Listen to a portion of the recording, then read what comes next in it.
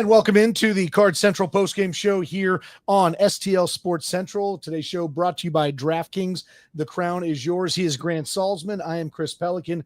You are the fun and loyal viewers in our YouTube chat room. Cards lose 7-3. They dropped the series in San Diego to the Padres as San Diego takes 2 out of 3. A game that didn't look real interesting for most of it unless you were a fan of San Diego pitching. But ninth inning, Adrian Morejon was dumping a lot of balls over the middle of the plate. Cardinals make it mildly interesting.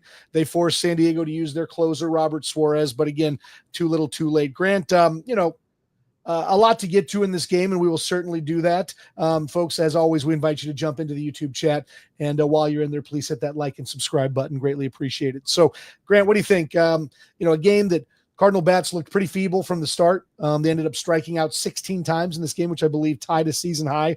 For them. Dylan Cease was pretty dominant in his 5 innings of work.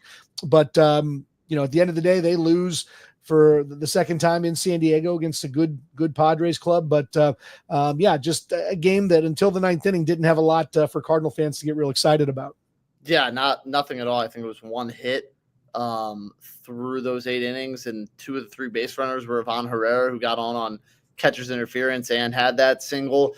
It was bleak. Dylan Cease is a guy who struggled mightily this year. He struggled in the Cardinals overall in his career. I think he entered a hair under 8 ERA entering this one against the Cardinals, almost at a 5 ERA for the season, and he looked untouchable. And that's what good pitchers do, especially versus the Cardinals. It seems like, that they battle in the 9th, and of course, that Mason Wynn line drive that I don't know what the expected batting average on that would be, doesn't get through, and they could have been a hit away from tying that game up if that Wynn hit gets through. But you can't rely on a 7-run 9th to get back into it. You got to start a little sooner. If you didn't watch the game and you just saw the box score, it flattered the Cardinals a little bit. The 6 hits were kind of a shock to see after watching 9 innings how many hits they ended up with. Yeah, and, again, one of those games that Dylan Cease is an ace when he wants to be. I mean, you're right. This is only the 4th game he's won this year for the Padres. So, the season has not been what Dylan Cease has wanted it to be, especially as he looks to get a big free agent payday in the offseason. But he was exactly what teams, want when they are looking at a guy like Dylan Cease in trade. That fastball sitting in the upper 90s, they struggled all day to do much with the off-speed stuff. I mean, he was very much in command. You can say the one thing the Cardinals did okay today was that they lengthened those at-bats. So Cease only went 5 innings. And more often than not, when you're able to do that against a high-caliber pitcher, you get to that bullpen early, things are good. But most teams' bullpens are not the San Diego Padres bullpen. And Mike Schilt had this thing lined up for a 6th, 7th, 8th, 9th of high leverage, high level guys. And it seemed to be working very, very well until the Padres pulled away late. They decided to not go with Mason Miller in the 8th. They decided to not go with Suarez in the 9th until later. And, that's Adrian Morejon, who is an all-star and had a great season, just could not find the strike zone today. And when he did, he found the big part of the plate. So, again, like you said, maybe a little misleading about how close this game might've been or what the Cardinals were able to do offensively. But, there's times where you just got to, tip your cap, right? As they like to say. And, they're always going to say good pitching beats good hitting. And you know what? I mean, today, Dylan Cease was good. The rest of the bullpen minus Adrian Morejon was really good. And, the Padres, again, they are definitely, right now they're the 3rd wild card team, but can you tell me anybody who's going to want to see the Padres in a short series? It's, their lineup is deep. At the end of the game was put away, not just by Jackson Merrill's 3-run triple, but Ramon Laureano gets a home run at the end, so that lineup is deep. The pitching staff is deep. The bullpen is deep. The Padres are the real deal. So, this is going to be a team, I think, that is going to make some noise before it's all said and done in the playoffs. On the Cardinals pitching side, Andre Palante. I'll be interested to see what the folks in the chat room think about Palante's performance today. Again, if you look at the box score, it probably looks pretty decent, right? 5 innings, 2 runs, had 4 strikeouts, gave up 6 hits. He was in trouble almost every inning right off the bat. The 5th inning is final inning, 7 pitches, but I don't know. How do you look at this, right? Do you sit there and do you say that kudos to Palante for fighting his way out of trouble? Because a lot of pitchers, when they put the first two on every inning, like Palante did to start the game, that they last an inning and 2/3, right? He got 5 innings and he only allowed 2 runs. So the box score looks nice. What are your thoughts, Grant, on how Andre Palante fared today? I think that in isolation, there's nothing. I mean, 5 innings, 2 earned runs against a pretty good Padres lineup. It doesn't matter how he got there. The pitching, hitting, it can offensively, eventually it's not going to happen. But with pitching, if you get through 5 innings, 2 runs, and even though it was ugly, but if the box score says 5 innings, 2 runs, it's 5 innings, 2 runs. It doesn't matter how you get there. So I was happy with it. It's back-to-back good starts from Palante. Obviously not as good as his last one versus the Marlins, where he went 7 innings, giving up 1 run, or 1 hit, pardon me. But he found a way to work out of it. And obviously you would hope that he could get that 6th, and 6 inning, 2 runs looked a lot better, but it was a good start from Andre Palante. And if you're saying it's not, you're lying to yourself, because all of these, everyone listening would take 5 innings, 2 runs from any starter, especially what the Cardinals have dealt with as of late. And that's what you hope from your 5th starter, is to find a way to do things like this. It really might have been the ugliest good start you might ever see. I agree with that. But again, I mean, you are what your numbers are, right? And so again, I know that Sabermetrics is going to tell you different stories sometimes about, batted balls and play, the luck on those sort of things and so on and so forth. And again, Palante was in trouble a lot, but this is getting to be fun, because again, Grant, like every the final 50 games of this season, they are one massive tryout, right? I mean, we're just trying to glean data to make decisions in the offseason for this team. And last night you and I chatted about this actually, I guess it was this morning, 12:30 or wherever we were doing the last post-game show. But there was talk about, does Palante have a spot in the rotation next year? And after his last outing, I felt really, really good that this is a guy who, along with Liberatore and McGreevy, would form a really nice back 3 in your rotation. And, I really feel like this is one where you can argue both sides of this equation, right? You can argue both sides of this coin pretty easily, because there's a lot of people are going to sit there and say, let's look at the numbers with Palante. That ERA is sniffing 5. Okay. Like he's lost more than he's won this year. He's had some really, really, really bad turns through the rotation, a lot of decent ones, but a lot of really bad turns through as well. Where are you at on this one? And I know we talked about McGreevy last night, and feeling a lot better about McGreevy being one of the guys who you pencil in. But with Palante, honestly, for me, it seems like it's what day of the week are we talking? What just happened? That's how close it is with him. And part of me says, I feel like the progress has been there continuously for Palante. And again, I don't know that this guy will ever front a rotation. He's probably going to be a 4 or 5 his whole career. But at this point in time, you have him under control. He's cheap. I think he competes well.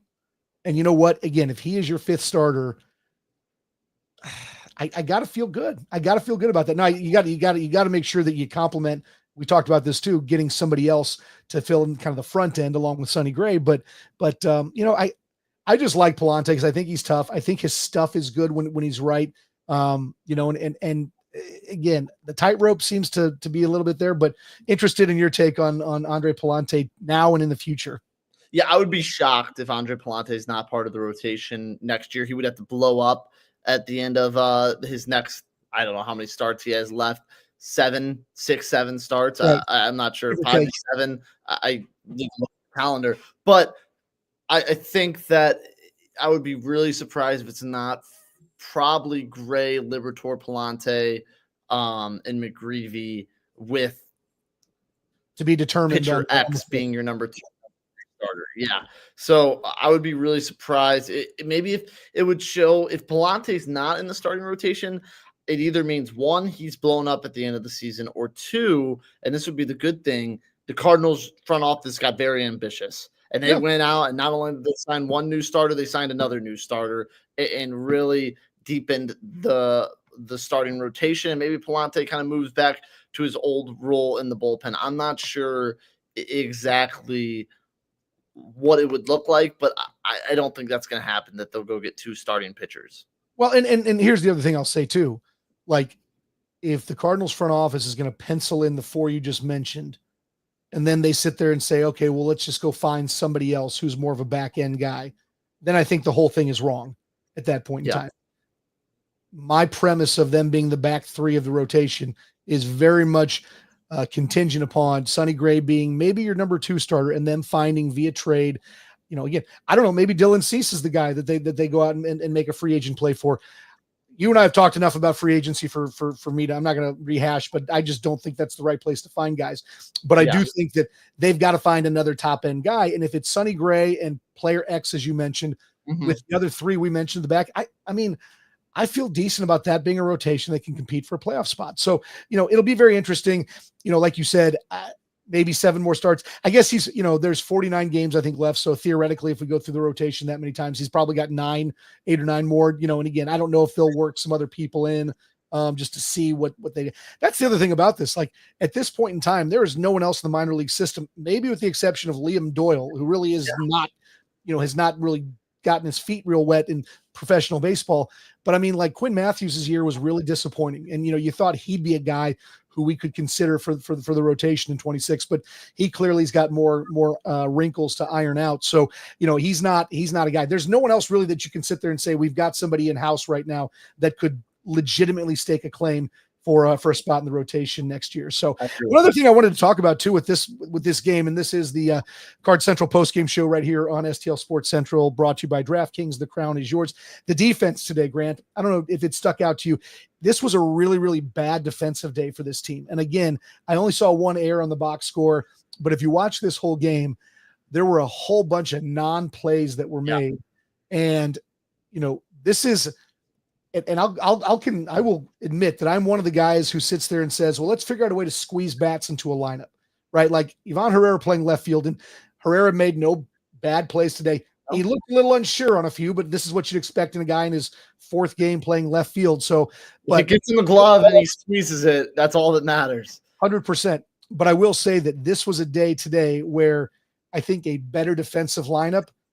And again, you can't take away Jake Cronenworth's home run, right? That's going to be there and that sort of thing. But, boy, in that inning where it blew up, there were a lot of plays that I think a better defensive lineup makes. And I think that there's legit questions with Nolan Gorman as to whether or not he can be considered a legitimate third baseman at this point in time.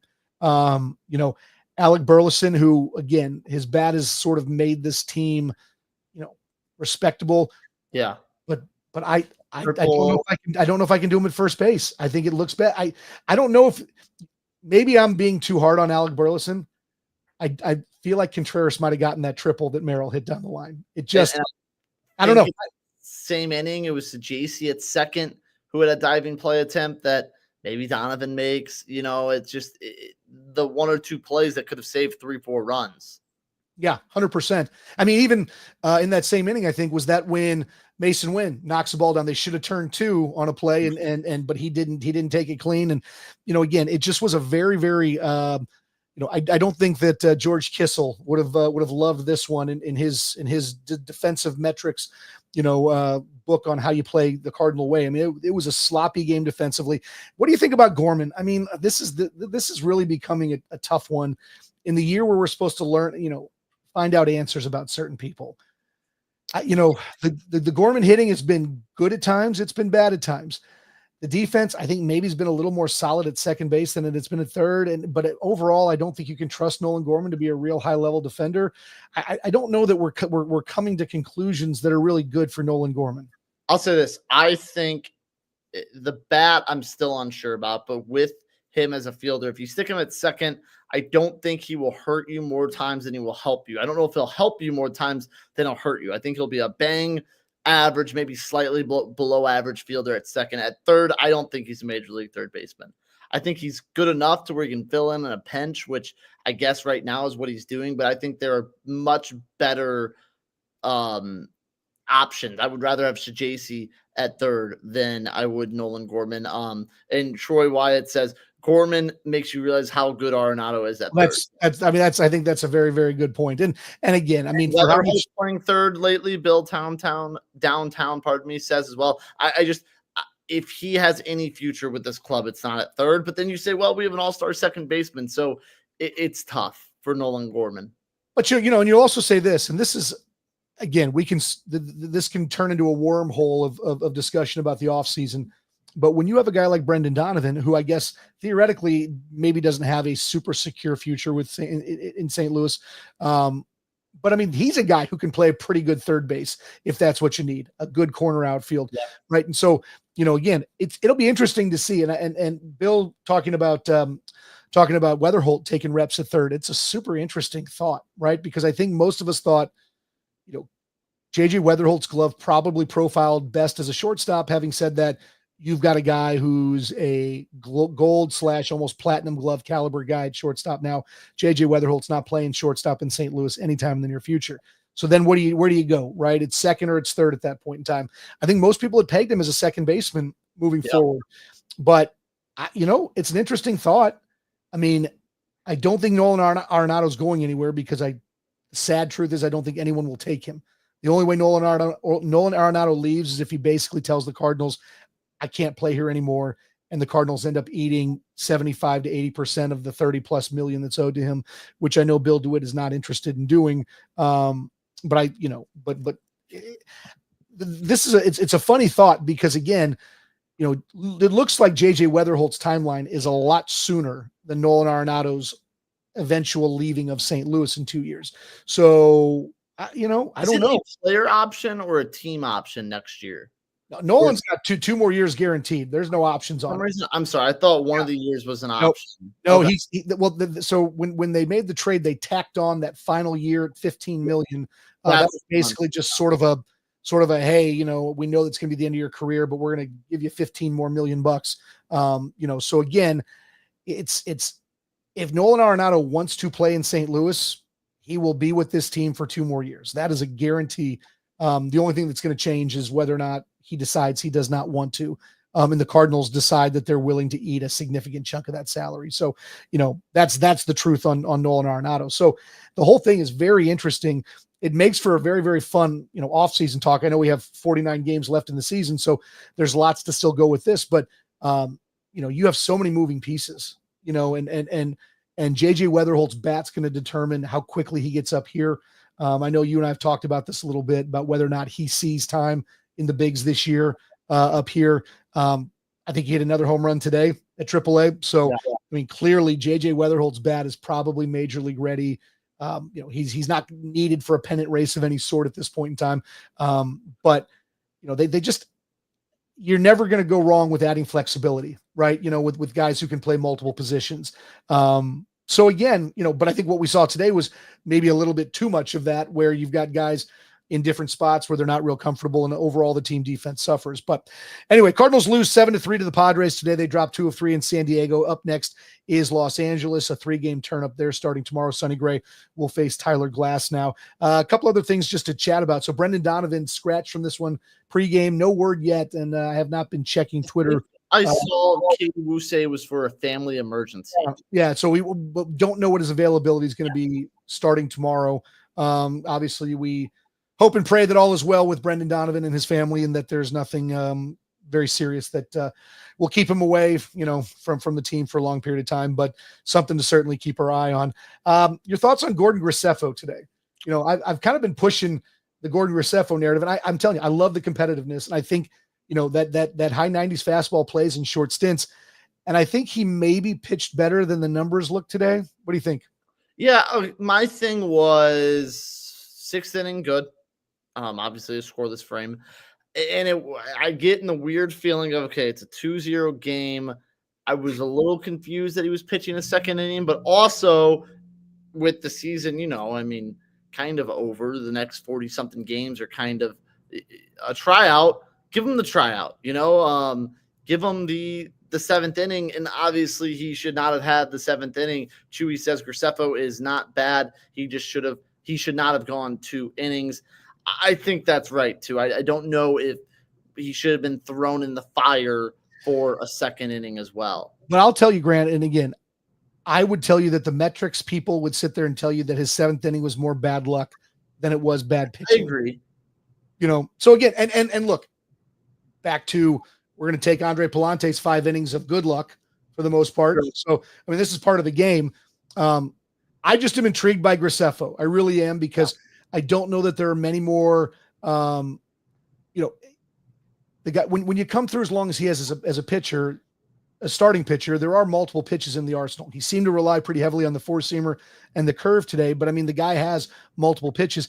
He's just an intriguing option. And again, it seems like what we figured out last night was that the back end of this bullpen for the remainder of the season is going to be Romero and Riley O'Brien, in addition to Kyle Leahy. And Leahy. So I don't know if Graceffo is going to be able to get a lot of chances. I look at him as a guy with a lot of years of control who's going to be around for a while. I mean, why not see what he can do in high leverage? I think I get the sense he's kind of a gamer. I don't know that he's going to play as a starting pitcher. I think they've made that decision on him. I don't know. I think maybe today was not a good reflection of how well he pitched. The numbers were terrible again, 2 innings, 4 runs, but again, I think the stuff plays. I think he looked pretty good against a very good lineup. Yeah, he kind of profiles the guy that could be a very good 7th to 8th inning setup man, but also a guy, hey, have 1 out in the 6th inning with 2nd and 3rd in a close game. We need you to come get us out of it. Like he feels like a guy that can kind of be thrown in the fire in many different aspects, which you see a lot from starting pitchers turned relievers. So I think his utility and flexibility in the bullpen will be big going forward. It just, you got to see more of him, and that's what we'll continue to do throughout these next 2 months. Card Central Postgame is brought to you by DraftKings. The crown is yours. And Grant, we know that nothing beats relaxing on a hot summer day and watching baseball, and the simplest way to get in on that action is to download the Pick 6 app from DraftKings. It's crazy simple. Crazy simple. Just pick more or less on the stats for 2 or more of your favorite players, and boom, you're in the mix for big cash prizes. Pick 6 is available right here in Missouri. Don't miss out on the fun. Don't settle for a smaller payout.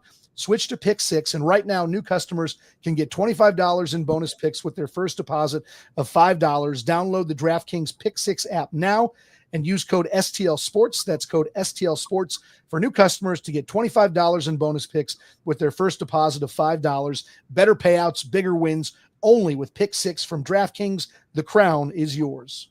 Gambling problem? Call 1-800-GAMBLER. Help is available for problem gambling. Call 888-789-7777 or visit ccpg.org in Connecticut. Must be 18 and over. Age and eligibility restrictions vary by jurisdiction. Pick 6 not available everywhere, including New York and Ontario. Void where prohibited. 1 per new customer. Bonus awarded as non-withdrawable Pick 6 credits that expire in 14 days. Limited time offer. See terms at pick6.draftkings.com/promos. Cards lose 7-3 to the Padres. They fall to 56-57 on the year. They are, in case you're keeping track, 12 games back in the NL Central. So I don't know if we're going to get that one. Hot. You get there. Yep, we can win this baby, right? 6.5 behind the Padres for the last spot in the wild card. So that playoffs just sort of keep moving in a distant horizon, I guess you could say. They do travel to LA for a 3-game series starting tomorrow with the Dodgers. Sonny Gray will face Tyler Glass now. So if the Cardinal bats thought it got any easier, unfortunately not. Similar stuff coming out of a 6'9" frame and Tyler Glass now. So Grant, again, closing thoughts from San Diego, and any thoughts about the trip to LA? Gauntlet continues. You got Dodgers, then Cubs, your grit, and it's a tryout for next year. It's going to be shown with these big leaguers. Do they roll over and dive for these next 40-something games, or do they show a little something? I guess I could say they showed a little something in this 9th inning, but we need to see a little more fight out of this team. It feels like it's only once every few days we see them put it all together. So see if they can't find a little consistency over this last 2-month stretch. Yeah, and I'd agree with you. I mean, you got to see what you have. We talked about this last night. I think there does have to be an asterisk put on anything that happens from now to the end of the year. It's a whole different game when there are actual things on the line. I think that too many times teams get tempted. They fall in love with performances from people when the games kind of don't matter. So all a bit of a grain of salt. Chaim Bloom should be, in earnest at this point in time with his evaluations of this group. I think at this point in time, it's super important to figure out what you think you might have from a bullpen standpoint. Look at different guys, look at what they can do. pitching wise. Again, let's see what Matthew Liberatore and Michael McGreevy and Andre Palante do down the stretch. Does it make it easy to pencil them in for 2026? That sort of stuff. And again, I mean, if we're being really honest about this lineup, I would very much hope that this Cardinals team, that Bloom has already decided to mix things up. I don't think, because the truth is that they could more or less return almost everyone they have, right? There is team control on all of these guys in some way, shape, or form. And, I can sit here on game, what are we at, 112 or 113 and say this mix is not going to work, right? I mean, you cannot rely on Lars Nootbaar to get better. You cannot rely on Nolan Gorman to get better at this point in time. Yeah. I would very much hope that this offseason is not necessarily one where the payroll doubles, right? Because I just don't know that that's the way to do this. They've got to change stuff up. They got a lot of guys who are arbitration eligible. Make some moves, right? Trade some of these guys, try to find some other guys from different teams who might need the change of scenery. I really do hope that this is not an apathetic offseason like they had last year, where it was all about discovery. And again, you and I talked about this last night. I can't get behind let's just give this guy an opportunity because, he was a high draft pick and did well in AAA. That just doesn't work. You got to earn the opportunity. So, it's going to be an interesting final, 40 plus games of this season. But again, I would very much hope that Chaim Bloom has already started collaborating some ideas and is very quick to the trigger once the season officially comes to a close. All right, Grant, appreciate your time as always, my friend. He is Grant Salzman. I'm Chris Pelican. This has been the Card Central postgame show right here on STL Sports Central. We will see you tomorrow from Los Angeles.